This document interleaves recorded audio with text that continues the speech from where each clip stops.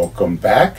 It is Bones, and today let's go ahead and do a topic video.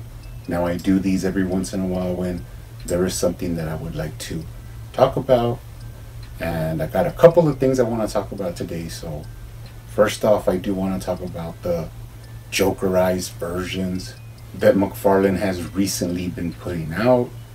Now honestly, I have to say these are not really, for me or doing it for me.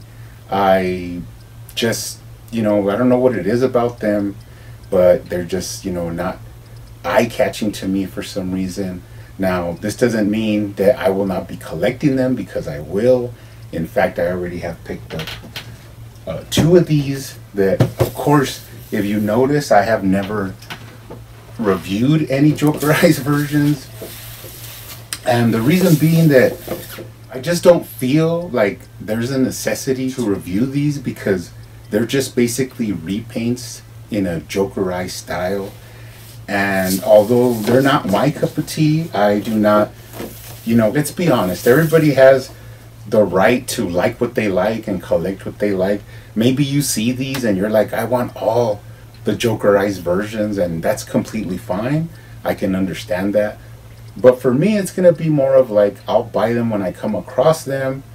And if I see that one of them is like hard to pick up, that they're becoming really valuable on the secondary market, then I'll probably go out of my way to pick them up before they get too outrageous. But that also means that I can, hold off on them and not really actively be looking for them or trying to pick them up. Now, that does not mean that I won't be collecting them, because I will be collecting them. It's just, lower on my priorities than other figures are. So one point that I do want to bring up, and that is that these Jokerized versions have been around for a long time. So they're even before McFarlane was doing DC figures. There was already people Jokerizing figures. I seem to remember that when Batman v Superman came out, they made a statue, or like a little while after that, they made a statue that you could pick up. Or there was like secondary, figures that you could buy. And I remember seeing like armored versions that were Jokerized, and people were just doing their own customs. Now, I think this comes from the fact that in the movie, when they show the Robin suit, how it has like that, Joker tag on it. And I'm not sure, but I think that that could have been the seed that sparked up like all these Jokerized versions that ended up coming out. Now, that shows you that McFarlane didn't just, pull this out of his butt. There is a history of Jokerized figures before McFarlane even came into the line. But I think that now he's actually used that to use some molds that he otherwise probably wouldn't reuse, and basically just to get money out of the molds that he already paid for. And you must remember that this is like a whole company, and even McFarlane has like other branches of, other lines that he's doing. But when you can reuse a mold and get like pretty much the maximum profit from what you're selling, that money goes back into the company to make future molds or other parts of the company that, need funding to keep the company growing and expanding. So for people online saying that don't waste your time making these Jokerized versions, it's not really a waste of time when you figure out that these are going to probably pay for future molds that we don't have yet, that are going to be unique molds. So I am by far against these. These are fine. I'm just not really that interested in them, but I will be adding them to the collection. Of course I will be. It's just that I'm not, dying to get them in the collection or anything like that.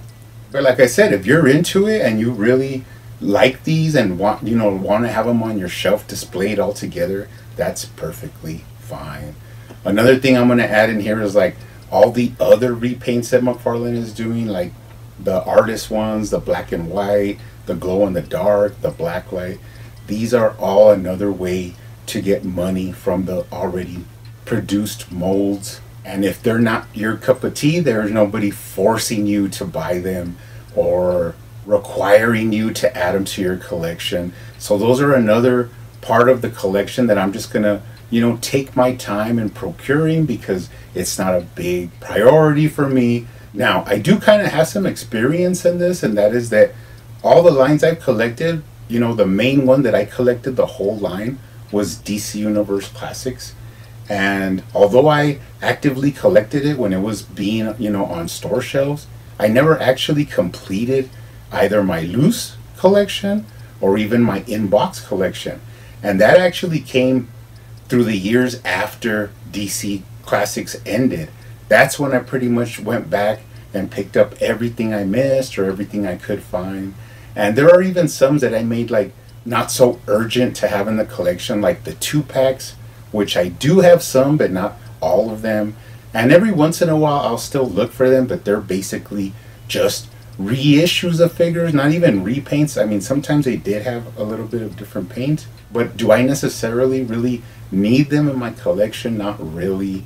So that's why I kind of took my foot off the gas on all those 2-packs. That I do have the 5-packs, and I also have them loose.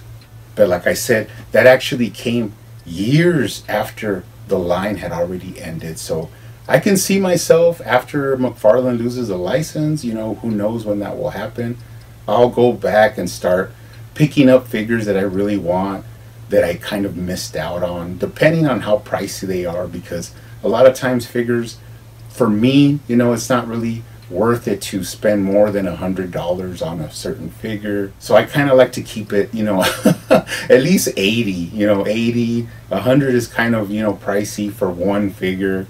But if you hunt out there and you look online, you can always eventually find them and add them to your collection. So not a big fan of the Jokerized versions, but I will be collecting them. And the other, repaints that are being done, I'll also pick them up, and it'll be a slow progress. And this also can work out for you, because the longer you wait, sometimes the figures aren't, as valuable anymore. So you can pick them up on the tail end at a cheaper price. But always be vigilant of the price, because once they start going up, and you could see that it's never going to come down, you might want to pull that trigger and just get it.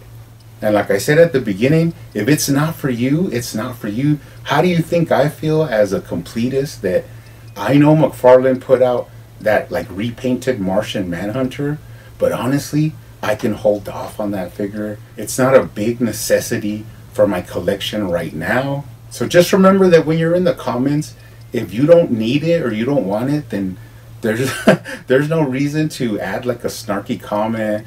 Or, right now the main thing that they're doing, it's kind of dying down now, but it was kind of getting out of control. And that's oh, we want Jokerized version. Oh, do this, but do it with Jokerized. And that got really old really fast. And first of all, I didn't laugh, not even one time that I read anything like that. I didn't think it was funny, and I still don't. But surprisingly, those comments get a lot of likes. More than if you say, oh, I love this is going to be awesome, you get 3 likes. But if you say, I can't wait for the Jokerized Carrie Kelly, I don't know why, but you get, 100 likes. So pretty funny, doesn't bother me at all. I could, see something that doesn't interest me and move on and not even waste my time talking about it. But there is a reason for making all these, and if you want the company to get larger and to have more money to produce unique figures that will probably only be used one time, you must accept the fact that all companies do repaints, all companies reuse molds, but McFarlane just decided for some reason to do this whole Jokerized, set, which is fine. If it's not for you, you don't need to pick it up. Now that kind of takes me into the other thing I wanted to talk about, and that's the NFTs. Now that's another comment. I always always go to the NFT reveals and look at the comments just to really see how simple-minded the worms could be, and that is because the main comments you see are like, I don't want this, or this is a waste of time, or McFarlane out here trying to charge for pictures, and stuff that you need to really investigate it and look into it before you actually open that pie hole of yours. And the thing is that I have actually looked into it, and surprisingly enough, there is a market for the NFTs. There's actually people out there that the NFTs is like something they collect, or I don't know what it is, or it's pretty weird to me, but they're actually into it. So you can't put down a company for finding an alternate way of making profit. That's something that they're testing out, that they're trying out. In the future, if it doesn't work, then of course they'll probably like tone it down, or get rid of it altogether. But that's something to think about when you're thinking about NFTs. Is there's a lot of people that have like future mindset. They're not thinking like of now, they're thinking in the future. A lot of the time this has to do with like the Asian markets for some reason, and they think a lot about space.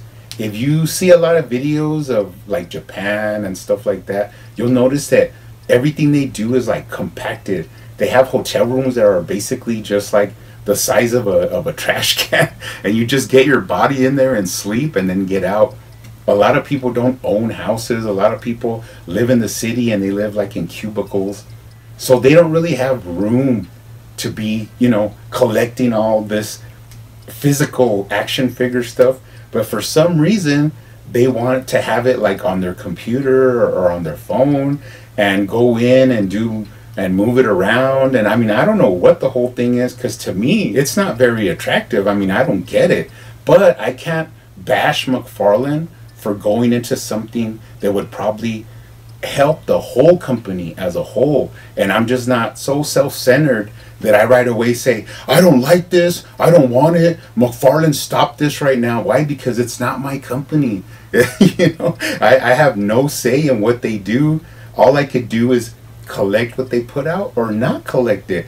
And it's as simple as that. If you're not into NFTs, or you don't know what it is, it's like basically like me, there's nobody forcing you to get into it. There's nobody saying that you must start, building your NFT collection in the cyber world, or I don't know what's going on. But surprisingly, like I said, if you investigate it, there's actually a couple of channels that talk about different NFTs, and they actually talk about the McFarlane NFTs. And I don't know if they see a value in there, or is it like crypto coins, or I don't know what what is happening. Honestly, what is going on? But it's not for me, so I don't have any reason to even comment on it, or waste my energy hating on it, because it doesn't matter to me. That's something that McFarlane's trying out, that if it doesn't work, oh well. But like always, we must understand that we are not the only collectors. We are not. Every collector is different. Some people only collect Batman figures. Some people only collect mint in box. And some people collect NFTs, which is pretty weird to me, but it is what it is. I'm pretty sure everything McFarlane is trying to sell is because they've researched it, and this is the road they decided to go on. Jokerized versions, glow-in-the-dark versions, and of course NFTs. But that's just my thoughts on that. I don't know what you guys think, but go ahead and keep hunting out there, keep collecting, keep customizing, and I will see you on the next one.